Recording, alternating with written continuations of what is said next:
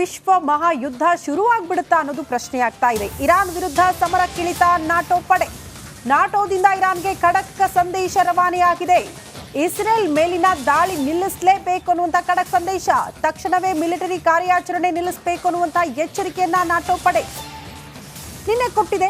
But ಇಷ್ಟಕ್ಕೆ ಸುಮ್ಮನಾಗುತ್ತಾ Iran ಅನ್ನೋದು ಪ್ರಶ್ನೆ. ಈ ನಾಟೋ ಪಡೆಯ ಎಚ್ಚರಿಕೆಗೆ ಸೈಲೆಂಟ್ ಆಗ್ಬಿಡುತ್ತಾ ಇರಾನ್ ಅನ್ನುವಂಥ ಪ್ರಶ್ನೆ ಇದೆ.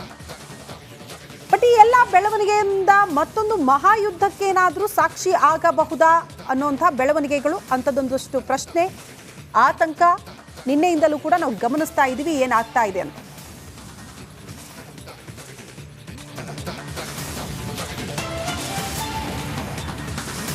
ಸರಿ, ಹಾಗಿದ್ರೆ ನಾಳೆ ಸಿಗೋಣ. ಓಕೆ, ಬಾಯ್ ಬಾಯ್, ನಾಳೆ ಸಿಗೋಣ. ಇದು ಸಿಎಂ ಸಿದ್ದರಾಮಯ್ಯ ಪತ್ನಿ ಪಡೆದಿರುವ ಮೂಡಾ ನಿವೇಶನ ಜಟಾಪಟಿ ಇವತ್ತು ಕೋರ್ಟ್ ಮೆಟ್ಟಿಲೇರಿದೆ. ಅಧಿಕಾರದ ದುರ್ಬಳಕೆ ಮಾಡಿಕೊಂಡಿದ್ದಾರೆ ಸಿದ್ದರಾಮಯ್ಯನವರು ಅನ್ನುವಂಥ ಆರೋಪವನ್ನು ಹೊತ್ತಿದ್ದು ಇವತ್ತು ಕೋರ್ಟ್ನಲ್ಲಿ ಈ ಎಲ್ಲಾ ಬೆಳವಣಿಗೆಗೆ ಸಂಬಂಧಪಟ್ಟಂತೆ ವಿಚಾರಣೆ ಆಗುತ್ತೆ. ಏನಾಗಬಹುದು ಅನ್ನೋದು ಸದ್ಯ ಇರುವ ಕುತೂಹಲ. ಈ ಎಲ್ಲದರ ಕುರಿತು ಒಂದು ರಿಪೋರ್ಟ್ ಇದೆ, ನೋಡ್ಕೊಂಡು ಬರೋಣ.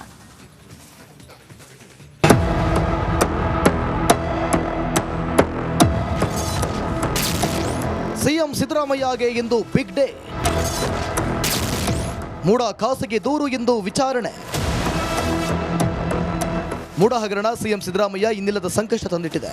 ರಾಜ್ಯಪಾಲರ ತನಿಖೆಗೆ ಆದೇಶಿಸುವಂತೆ ಖಾಸಗಿ ದೂರಿನ ಅರ್ಜಿ ಇಂದು ಕೂಡ ವಿಚಾರಣೆ ನಡೆಯಲಿದೆ. ಸಾಮಾಜಿಕ ಕಾರ್ಯಕರ್ತ ಸ್ನೇಹಮಯಿ ಕೃಷ್ಣ ಸಲ್ಲಿಸಿರುವ ಖಾಸಗಿ ದೂರಿನ ಅರ್ಜಿಯನ್ನ ಜನಪ್ರತಿನಿಧಿಗಳ ವಿಶೇಷ ನ್ಯಾಯಾಲಯದಲ್ಲಿ ಶುಕ್ರವಾರ ವಿಚಾರಣೆ ನಡೆಸಿತ್ತು. ಇಂದು ಇದೇ ಅರ್ಜಿ ವಿಚಾರಣೆ ನಡೆಯಲಿದ್ದು ಸಿಎಂ ಸಿದ್ದರಾಮಯ್ಯಗೆ ಇಂದು ಬಿಗ್ ಡೇ ಆಗಿದೆ. ಸ್ನೇಹಮಯಿ ಕೃಷ್ಣ ಪರ ವಕೀಲೆ ಲಕ್ಷ್ಮೀ ಅಯ್ಯಂಗಾರ್ ಶುಕ್ರವಾರ ವಾದ ಮಂಡಿಸಿದರು. ಸಿದ್ದರಾಮಯ್ಯ ಉಪಮುಖ್ಯಮಂತ್ರಿ ಆಗಿದ್ದ ಅವಧಿಯಲ್ಲಿ ನಡೆದ ದೇವನೂರು ಹಾಗೂ ಮೈಸೂರಿನ ವಿಜಯನಗರ ವ್ಯಾಪ್ತಿಯ ಭೂಮಿ ಡಿನೋಟಿಫಿಕೇಶನ್ ಉಲ್ಲೇಖಿಸಿ ವಾದ ಮಂಡಿಸಿದರು. 1996ರಿಂದ 99ರ ಅವಧಿಯಲ್ಲಿ ಡಿನೋಟಿಫಿಕೇಶನ್ ಮಾಡಲಾಗಿದೆ. ನಂತರ ದೇವರಾಜು ಎಂಬುವರಿಂದ ಮಲ್ಲಿಕಾರ್ಜುನ್ ಎಂಬುವರಿಗೆ ಸೇಲ್ ಡೀಲ್ ಮಾಡಲಾಗಿದೆ. 2010ರಲ್ಲಿ ಸಿಎಂ ಪತ್ನಿಯವರ ಹೆಸರಿಗೆ 3 ಎಕರೆ ಗಿಫ್ಟ್ ಡೀಡ್ ಮಾಡಲಾಗಿದೆ.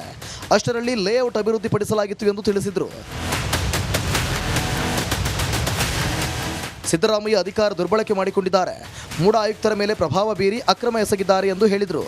ಮೂಡಾ ಯಾವುದಾದರೂ ರೆಸಲ್ಯೂಷನ್ ಮಾಡಿದೆಯೇ ಎಂದು ಜಡ್ಜ್ ಪ್ರಶ್ನೆ ಮಾಡಿದರು. ವಕೀಲೆ ವಾದ ಮುಂದುವರೆಸುತ್ತಾ ಪ್ರಾಸಿಕ್ಯೂಷನ್ ಇಲ್ಲದೆ ತನಿಖೆ ಮಾಡುವಂತಿಲ್ಲ ಎಂದು ಭ್ರಷ್ಟಾಚಾರ ನಿಯಂತ್ರಣ ಕಾಯ್ದೆಯ ಸೆಕ್ಷನ್ 17ರ ಬಗ್ಗೆ ಹೈಕೋರ್ಟ್ ಆದೇಶವಿದ್ದು ಇಂದು ನಡೆಯುವ ವಿಚಾರಣೆಯಲ್ಲಿ ಕೋರ್ಟ್ ಯಾವ ತೀರ್ಪು ನೀಡುತ್ತದೆ ಎಂಬುದರ ಮೇಲೆ ಸಿದ್ದರಾಮಯ್ಯ ಭವಿಷ್ಯ ನಿರ್ಧಾರವಾಗಲಿದೆ. Bureau report, republic Kannada. ನೋಡಿ, 2 ಕೇಸ್ ಇದೆ ಈಗ. 2 ಕೇಸ್. ಒಂದು TJ ಅಬ್ರಹಾಂ ಅವರು ರಾಜ್ಯಪಾಲರ ಬಳಿ ಹೋಗಿ ಕಂಪ್ಲೇಂಟ್ ಕೊಟ್ಟಿದ್ದಾರೆ. ಈಗ ರಾಜ್ಯಪಾಲರು ಕಂಪ್ಲೇಂಟ್, ಯಾಕೆಂದರೆ ನಾನು ನಿಮಗೆ ಮೊದಲು ಹೇಳ್ತೀನಿ, ಮುಖ್ಯಮಂತ್ರಿಗಳಾದಂಥ ದೊಡ್ಡ ದೊಡ್ಡ ವ್ಯಕ್ತಿಗಳನ್ನು ಮಾಡಬೇಕು ಅಂದರೆ ಯಾರೋ ಬಂದು ಪೊಲೀಸ್ ಇನ್ಸ್ಪೆಕ್ಟರ್ ಬಂದು ಮಾಡೋಕ್ಕಾಗಲ್ಲ. ಅವರ ವಿರುದ್ಧ ಕೇಸ್ ಹಾಕ್ಬೋದು, FIR ಹಾಕ್ಬೋದು, ಮತ್ತೊಂದೆಲ್ಲ ಹಾಕ್ಬೋದು. ಆದರೆ ತನಿಖೆ ಮಾಡಬೇಕು ಅಂತಂದರೆ ಪರ್ಮಿಷನ್ ಕೊಡಬೇಕಾಗುತ್ತೆ, ರಾಜ್ಯಪಾಲರು ಪರ್ಮಿಷನ್ ಕೊಡಬೇಕಾಗುತ್ತೆ. ಯಡಿಯೂರಪ್ಪನವರು ಮುಖ್ಯಮಂತ್ರಿ ಆಗಿದ್ದಾಗಲೂ ಕೂಡ ಜನಪ್ರತಿನಿಧಿಗಳ ಕೋರ್ಟ್ಗೆ ಮೊದಲು ಹೋಗ್ತಾರೆ, ಆಗ ಜನಪ್ರತಿನಿಧಿಗಳ ಕೋರ್ಟ್ ಹೋಗುತ್ತೆ. ಇದು ಮುಖ್ಯಮಂತ್ರಿಗಳ ವಿರುದ್ಧ ಇರುವಂಥದ್ದು. ಇದನ್ನು ನಾವು ಕೇಸ್ ದಾಖಲಿಸ್ಕೋಬೇಕು ಅಂತಂದರೆ ನೀವು ರಾಜ್ಯಪಾಲರ ಅನುಮತಿ ಕೇಳಬೇಕು ಅಂತ ಹೇಳುತ್ತೆ. ರಾಜ್ಯಪಾಲರು ಅನುಮತಿ ಕೊಡ್ತಾರೆ. ಹಂಸರಾಜ್ ಭಾರದ್ವಾಜ್. ನಂತರ ಅದು ಲೋಕಾಯುಕ್ತದಲ್ಲಿ ಕೇಸ್ ಆಗುತ್ತೆ. ಲೋಕಾಯುಕ್ತದಲ್ಲಿ ಕೇಸ್ ಆದಾಗ ಲೋಕಾಯುಕ್ತ ಒಂದು ನೋಟಿಸ್ ಕೊಡುತ್ತೆ ಯಡಿಯೂರಪ್ಪನವರಿಗೆ. ಯಡಿಯೂರಪ್ಪನವರು ಆ ನೋಟಿಸ್ ಪಾಪ ತೊಗೊಳ್ತಾರೆ. ತೊಗೊಂಡ್ಬಿಟ್ಟು ಜಾಮೀನು ಅರ್ಜಿ ಹಾಕ್ತಾರೆ. ಜಾಮೀನು ಅರ್ಜಿ ವಿಚಾರಣೆಗೆ ಅವರನ್ನು ಕರೆಯಲಾಗುತ್ತೆ. ಜಾಮೀನು ಅರ್ಜಿ ವಿಚಾರಣೆಗೆ ಕರೆದ ಹೊತ್ತು ಜಾಮೀನು ಅರ್ಜಿ ಏನು ವಜಾ ಆಗುತ್ತೆ, ಅಲ್ಲೇ ಅರೆಸ್ಟ್ ಮಾಡಿರ್ತಾರೆ. ಈಗಿನ ರಾಜಕಾರಣಿಗಳ ಲೆಕ್ಕಾಚಾರ ಪ್ಲಾನ್ಗಳೆಲ್ಲ ನೋಡಿದಾಗ ನಿಜವಾದ ಅವತ್ತು ನನಗನ್ಸುತ್ತೆ ಯಡಿಯೂರಪ್ಪ ಸುಮ್ಮನೆ ಸಿಕ್ಕಾಕೊಂಡ್ಬಿಟ್ರು ಅಂತೇಳಿ. ಅವತ್ತು ಅವ್ರು ಬರದೇ ಇದ್ದರೂ ಕೂಡ ಬಚಾವ್ ಆಗ್ತಾ ಇತ್ತು. ಈಗ ಯಾರು ಭವಾನಿ ರೇವಣ್ಣ ಅವರ ವಿರುದ್ಧ ಬೇಕಾದಷ್ಟು ಆರೋಪಗಳು.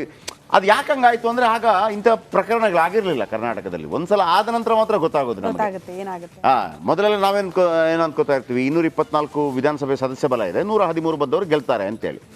ಆದರೆ 20 ಜನ ರಾಜೀನಾಮೆ ಕೊಟ್ಟರೆ ಅಥವಾ 20 ಜನ ಬರದೇ ಇದ್ದರೆ 200ರಲ್ಲಿ 101 ಇದ್ರೆ ಸಾಕು ಅಂತ ಗೊತ್ತೇ ಇರಲಿಲ್ಲ ನಮಗೆ. ಅದು ಅಂದರೆ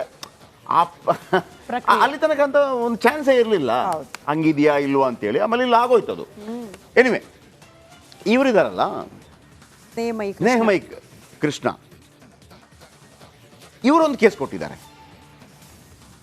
ನೆನಪಿಟ್ಕೊಳ್ಳಿ, TJ ಅಬ್ರಹಾಂ ಹೇಳಿರೋದು ಅವರ ಜಾಗದಲ್ಲಿ ಅವರು ಅಧಿಕಾರ ದುರುಪಯೋಗ ಹೆಂಗೆ ಮಾಡಿದ್ದಾರೆ ಅಂತಂದರೆ, ತಹಶೀಲ್ದಾರ್ ಮತ್ತು ಜಿಲ್ಲಾಧಿಕಾರಿಗಳು ಅದು ಏನು ವಾಸಯೋಗ್ಯ ಭೂಮಿ ಆಗಿದ್ದರೂ ಕೂಡ ಕೃಷಿ ಭೂಮಿ ಅಂತೇಳಿ ಬರೆದಿದ್ದಾರೆ, ಸೈನ್ ಹಾಕಿದ್ದಾರೆ ಅಂತ.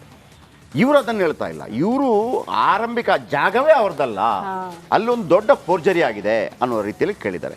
ಇದನ್ನು ಈಗ ಕೋರ್ಟ್ ಎತ್ಕೊಂಡಿದೆ. ಕೋರ್ಟ್ ಎತ್ಕೊಂಡು ಮೊನ್ನೆ ವಿಚಾರಣೆ ಆಯಿತು. ಇದರ ಮುಂದುವರೆದ ವಿಚಾರಣೆ ಇವತ್ತು ನಡೆಯುತ್ತೆ. ಇದರ ರಿಸಲ್ಟ್ ಮೇಲೆ ಕೂಡ ಸಿದ್ದರಾಮಯ್ಯನವರಿಗೆ ಆಪತ್ತು ತಪ್ಪಿದ್ದಲ್ಲ. ಅವರನ್ನ ಮೊನ್ನೆ ಮಾತಾಡಿಸಿದ್ವಿ ನಾವು, ನಮ್ಮ ನಾಗರಾಜ್ ಮಾತಾಡಿಸಿದ್ದಾರೆ. ಆ ಸಂದರ್ಭದಲ್ಲಿ ಏನು ಹೇಳಿದರು ಸ್ನೇಹಮಯಿ ಕೃಷ್ಣ, ಏನು ಪಾಯಿಂಟ್ ಹೇಳ್ತಾರೆ ಕೇಳಿಸ್ಕೊಳ್ಳಿ. ಸದ್ಯ ರಾಜ್ಯ ರಾಜಕೀಯದಲ್ಲಿ ಒಂದಷ್ಟು ಸಂಚಲನವನ್ನು ಸೃಷ್ಟಿ ಮಾಡ್ತಾ ಇರ್ತಕ್ಕಂಥದ್ದು ಸಿದ್ದರಾಮಯ್ಯ ವಿರುದ್ಧ ಪ್ರಾಸಿಕ್ಯೂಷನ್ಗೆ ಅನುಮತಿಯನ್ನು ಕೊಡ್ತಾರ ರಾಜ್ಯಪಾಲರು ಇಲ್ಲ ಅಂತಂತೇಳಿ. ಇದರ ನಡುವೆಯಲ್ಲಿ ಸಿದ್ದರಾಮಯ್ಯ ವಿರುದ್ಧ 82ನೇ CCH ಜನಪ್ರತಿನಿಧಿಗಳ ನ್ಯಾಯಾಲಯಕ್ಕೆ ಒಂದು ಖಾಸಗಿ ದೂರು ಸಲ್ಲಿಕೆಯಾಗಿದೆ. ಆ ದೂರುದಾರರಾದಂಥ ಸ್ನೇಹಮಯಿ ಕೃಷ್ಣ ಅವರು ನಮ್ಮ ಜೊತೆ ಇದ್ದಾರೆ. ಅವ್ರು ಏನು ಹೇಳ್ತಾರೆ ಕೇಳೋಣ. ಸರ್, ಯಾವ ವಿಚಾರಕ್ಕೆ ನೀವು ಸಿದ್ದರಾಮಯ್ಯ ಮತ್ತು ಯಾರ್ಯಾರ ಮೇಲೆ ದೂರನ್ನು ಸಲ್ಲಿಕೆ ಮಾಡಿ? ಸರ್, ಮೈಸೂರು ನಗರಾಭಿವೃದ್ಧಿ ಪ್ರಾಧಿಕಾರಕ್ಕೆ ಸೇರಿದ ನಿವೇಶನಗಳನ್ನು ಕೃಷಿ ಭೂಮಿ ಅಂತೇಳಿ ಅವ್ರ ಬಾಬಾಯಿಂದನ ಹೆಸರಲ್ಲಿ ಸುಳ್ಳು ಕರೆಪತ್ರನ ನೋಂದಣಿ ಮಾಡಿಸ್ಕೊಂಡು, ಸುಳ್ಳು ಖಾತೆಯನ್ನು ಮಾಡಿಸ್ಕೊಂಡು, ಆನಂತರ ಅವ್ರ ಹೆಂಡತಿ ಹೆಸರಲ್ಲಿ ಸುಳ್ಳು ದಾನಪತ್ರ ನೋಂದಣಿ ಮಾಡಿಸ್ಕೊಂಡು, ಸುಳ್ಳು ಖಾತೆಯನ್ನು ಮಾಡಿಸ್ಕೊಂಡು ಆ ಜಮೀನು ನಮ್ಮ ಕುಟುಂಬಕ್ಕೆ ಸೇರಿದ್ದು. ಈ ಜಮೀನನ್ನು ಅಕ್ರಮವಾಗಿ ಮೂಡಾದವರು ಸ್ವಾಧೀನಪಡಿಸ್ಕೊಂಡು ನಿವೇಶನನಾಗಿ ಮಾರಾಟ ಮಾಡಿದ್ದಾರೆ ಅನ್ನೋ ಒಂದು ಕಾರಣ ಇಟ್ಕೊಂಡು ಸುಮಾರು 14 ನಿವೇಶನಗಳನ್ನು ಪರಿಹಾರ ರೂಪದಲ್ಲಿ ಪಡ್ಕೊಂಡಿದ್ದಾರೆ ಅಕ್ರಮವಾಗಿ. ಈ ಒಂದು ಅಕ್ರಮ ಒಂದು ಕೃತ್ಯಕ್ಕೆ ಅವರ ಅಧಿಕಾರನ ದುರ್ಬಳಕೆ ಮಾಡ್ಕೊಂಡಿದ್ದಾರೆ, ಸ್ವಜನ ಪಕ್ಷಪಾತ ತೋರಿಸಿದ್ದಾರೆ ಅನ್ನೋ ಒಂದು ಹಿನ್ನೆಲೆಯಲ್ಲಿ ನಾನು ದೂರ ಅರ್ಜಿ ಸಲ್ಲಿಸಿದ್ದೀವಿ. ಸರ್, ಒಟ್ಟು ನೀವು ಸಲ್ಲಿಸಿರ್ತಕ್ಕಂಥ ದೂರಲ್ಲಿ ಯಾರೆಲ್ಲ ಆರೋಪಿಗಳಿದ್ದಾರೆ? ಸರ್, ಮೊದಲನೇ ಆರೋಪಿಯಾಗಿ ಮುಖ್ಯಮಂತ್ರಿ ಸಿದ್ದರಾಮಯ್ಯ ಅವ್ರನ್ನ ಮಾಡಿದ್ದೀವಿ. ಎರಡನೇ ಆರೋಪಿ ಅವ್ರ ಹೆಂಡತಿ ಶ್ರೀಮತಿ ಪಾರ್ವತಿ ಅವ್ರನ್ನ ಮಾಡಿದ್ದೀವಿ. ಮೂರನೇ ಆರೋಪಿ ಅವ್ರ ಬಾಮಾಯ್ದ ಮಲ್ಲಿಕಾರ್ಜುನ ಸ್ವಾಮಿ ಅವ್ರು ಮಾಡಿದ್ದೀವಿ. ನಾಲ್ಕನೇ ಆರೋಪಿಯಾಗಿ ಏನು ಬಾಮಾಯ್ದನಿಗೆ ಕ್ರಯಪತ್ರ ನೋಂದಣಿ ಮಾಡಿಕೊಡ್ರೆ ಜವರ ಅವ್ರನ್ನ 4ನೇ ಆರೋಪಿ ಮಾಡಿದ್ದೀವಿ. ಈ ಥರನ 5ನೇ ಆರೋಪಿ ಅಂತ ಮಾಡಿದ್ದೀವಿ. ಪ್ರಕರಣಕ್ಕೆ ಸಂಬಂಧಿಸಿದಂತೆ ದೂರನ್ನು ಸಲ್ಲಿಕೆ ಮಾಡಿದ್ವಿ. ಅದರ ವಿವರಣೆಯನ್ನು ನೋಡಿದಂಥ ನ್ಯಾಯಾಧೀಶರು ಈ ಫೈಲನ್ನು ಫುಟಪ್ ಮಾಡಿ ನಾಳೆ ವಿಚಾರಣೆಗೆ ತೆಗೆದುಕೊಳ್ತೀನಿ ಅಂತಂತೇಳಿ ಹೇಳಿದ್ದಾರೆ. ನಾಳೆ ನಾವು ಯಾಕೆ ಈ ಒಂದು ಪ್ರಕರಣವನ್ನು ದಾಖಲಿಸ್ಕೊಳ್ಬೇಕು ಅನ್ನೋದ್ರ ಬಗ್ಗೆ ಸವಿವರವಾದಂಥ ವಾದವನ್ನು ಮಂಡಿಸ್ತೀವಿ ಅನ್ನೋ ಮಾತನ್ನು ಅವ್ರು ಹೇಳ್ತಾ ಇರ್ತಕ್ಕಂಥದ್ದು. ವಿಡಿಯೋ ಜರ್ನಲಿಸ್ಟ್ ಮಹೇಶ್ ಜೊತೆ Nagaraj Bepsandra, Republic TV. CP Yogeshwar ಚನ್ನಪಟ್ಟಣದ ಮಾಜಿ ಶಾಸಕ, ಮಾಜಿ ಸಚಿವ, ಈಗ MLC ಡ್ಯಾಶ್.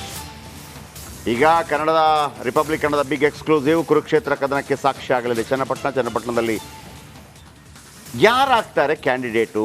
ಕಾಂಗ್ರೆಸ್ನಿಂದ DK ಶಿವಕುಮಾರ್ ನಾನೇ ಕ್ಯಾಂಡಿಡೇಟು ತಂದರು. ಆಮೇಲೆ BJP ನಿಲ್ಲಲ್ಲ ಅಥವಾ JDS, ಇಬ್ಬರಿಂದ ಒಬ್ಬರು ನಿಲ್ಲಬೇಕು. ಅದು JDS ಪ್ಲೇಸು ಕುಮಾರಸ್ವಾಮಿದು.